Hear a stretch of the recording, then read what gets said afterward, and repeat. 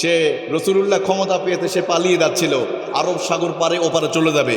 যখন শুনল মোহাম্মদ মক্কায় প্রবেশ করেছে, আবু সুফিয়ান গাট্টি বুসকা তৈরি করে পালাবে, চাদর মুড়ি দিয়ে পালাচ্ছে, এমন সময় শুনলো না না যেও না, মোহাম্মদ সাল্লাহ সাল্লাম এই মুহূর্তে তোমাদের জন্য একটা সুসংবাদ দিয়েছে, কি সবাইকে মাফ করে দিয়েছে। সুবহানাল্লাহ বলেন না। নবীজি বললেন লা তাসরিবা আলাইকুমুল ইয়াউম ইযহাবু ওয়া আনতুমুত তুলাকা।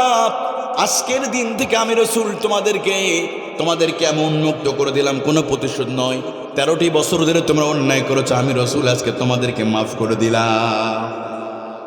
ওয়াহাশী চাদর উপরে পালাচ্ছিল, আরব সাগর পার হবে, এমন সময় শুনল রাসূলুল্লাহ ক্ষমা করেছে।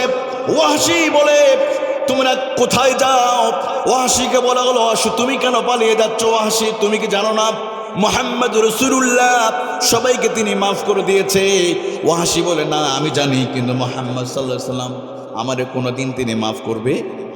তিনি আমারে মাফ করবে না, কারণ আমি তার চাচা আমির হামজাকে আহারে বাম দিকে বল্লম মেরে কেটে টুকরো টুকরো করে কলিজা বের করে চর্বণ করে ওই চর্বণ করে তার কলিজা দিয়ে আমরা খেলা করেছি। আবু সুফিয়ানের স্ত্রী হিন্দা তার কলিজা চর্বণ করেছে। মুহাম্মদ সাল্লাল্লাহু আলাইহি ওয়াসাল্লাম যতবার আমাকে দেখবে তিনি মাফ তো করবেই না, আমারে শেষ করে, এই জন্য আমি পালিয়ে যাচ্ছি।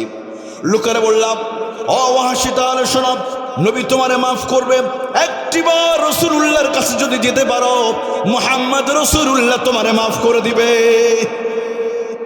সুবহানাল্লাহ বলেন না।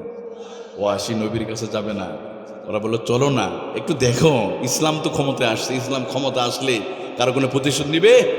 ওই রাষ্ট্রের ভিতরে সবাই নিরাপত্তা থাকবে। সুবহানাল্লাহ বলেন। কাউরে এলাকা ছেড়ে পালাতে হবে না।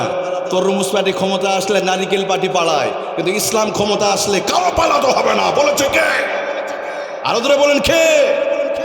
দেখেন যে ওয়াহাশী পালাবে, এবার ওয়াহাশী রাসূলুল্লাহর কাছে এসে সালাম দেয়, আসসালাতু ওয়াসসালামু আলাইকা ইয়া রাসূলুল্লাহ। নবীজি পিছন ফিরে তাকায় দেখে, কে তুমি আমারে সালাম দিলে? ওয়াহাশী বলে আমি সে ওয়াহাশী। কোন ওয়াহাশী? আপনার চাচাকে আমি হত্যা করেছিলাম। নবী বলে কেন তুমি এসেছো? নবী বলে ওয়াহাশী শোনো তুমি কেন এসেছো? ওয়াহাশী বলে আতাইতুকা ইয়া রাসূলুল্লাহ সাল্লাল্লাহু আলাইহি ওয়াসাল্লাম, আমি আপনার কাছে এসেছি ক্ষমা নেওয়ার জন্য। আপনি যদি আমারে মাফ করে দেন তাহলে আমি কালিমা পড়ে জন্মের মতো আমি মুসলমান হয়ে যাব। আমি এসেছি মুসলমান হওয়ার জন্য। উরিদু আন মুসলিম, যদি আপনি মাফ করেন আমি মুসলমান হয়ে যাব। সুবহানাল্লাহ বলেন না।